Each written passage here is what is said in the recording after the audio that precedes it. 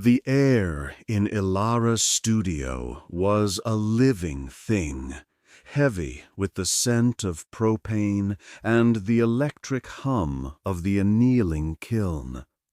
Sweat beaded on her brow, trickling down her temples as she coaxed the molten glass, a shimmering orb of liquid fire, into submission. For weeks she had poured her days and nights into this creation, a sprawling, delicate tree of glass meant to capture the fragility of life itself. Each branch, each tiny leaf, was a testament to painstaking precision, to the thousands of hours she'd spent mastering the unforgiving medium. Tonight she was on the verge of its completion, carefully blowing the final, most intricate part of the canopy. Her breath hitched. A hairline crack, so fine it was almost invisible, spider-webbed across a crucial junction where two branches met. Her stomach lurched. No, not now, not after all this.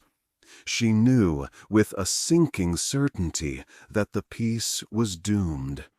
The very heat that had shaped it would now betray it, expanding the flaw until the glass succumbed to its own inherent tensions. Still, a desperate hope flickered.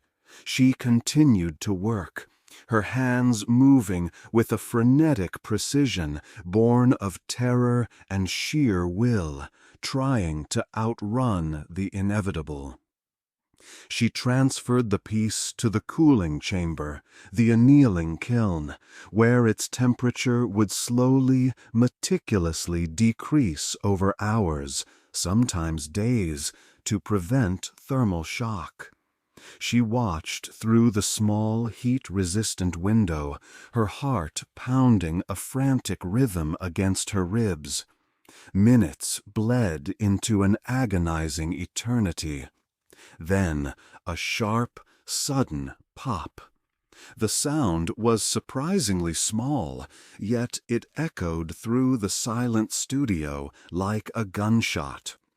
A second later, a soft, almost imperceptible groan, like a sigh of surrender, emanated from within the kiln. Ilara closed her eyes. When she opened them, the magnificent glass tree, her magnum opus, was no more. A heap of glittering, fractured shards lay on the kiln floor, reflecting the harsh studio lights like a broken dream. The core of her being felt hollowed out, as if the very air had been sucked from her lungs. This wasn't her first failure, not by a long shot. She'd shattered countless smaller pieces, cracked bowls, distorted vases. But this was different. This was the culmination of months of sacrifice, of sleepless nights, of a vision so vivid it had almost felt real.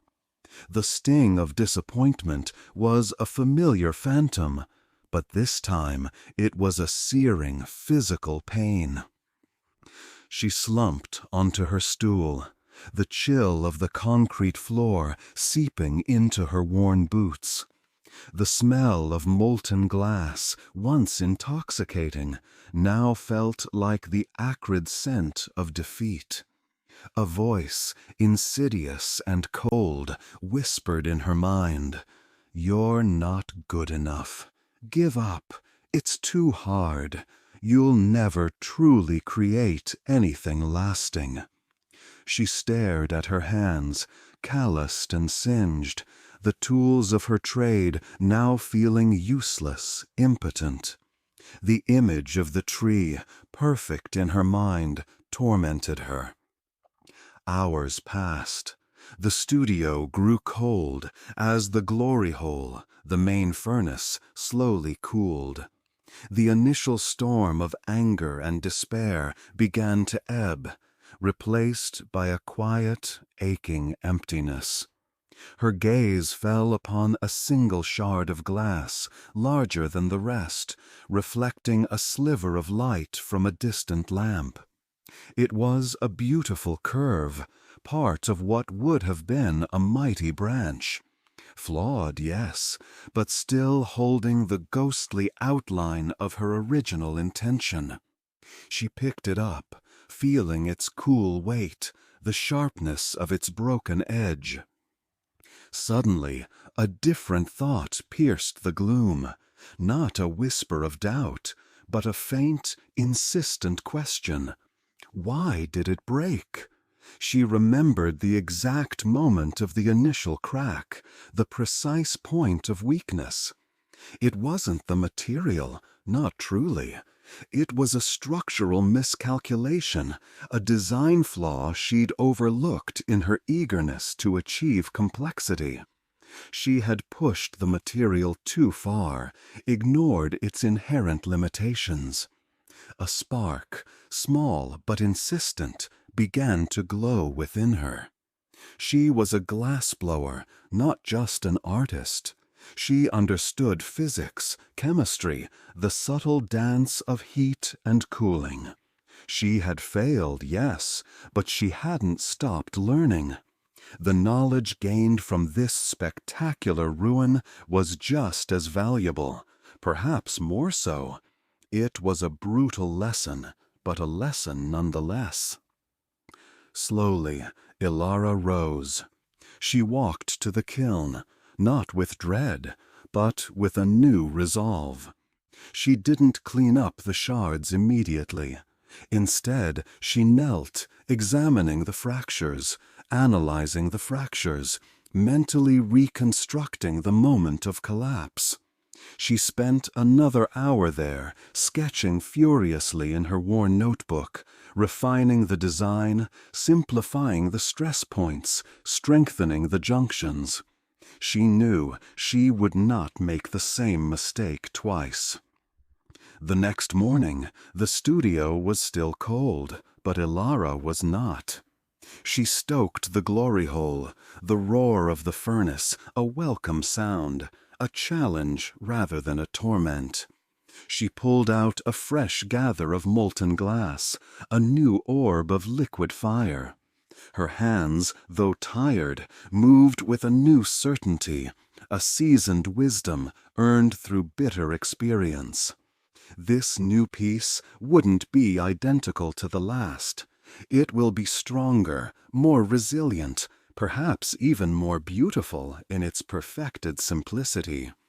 As the glowing mass began to take shape, she felt the familiar pull of creation, not as a desperate chase, but a patient, determined journey. The silence of the studio was no longer filled with the echoes of failure, but with the quiet, persistent hum of enduring hope. She was not defined by what had shattered, but by her unwavering will to begin again.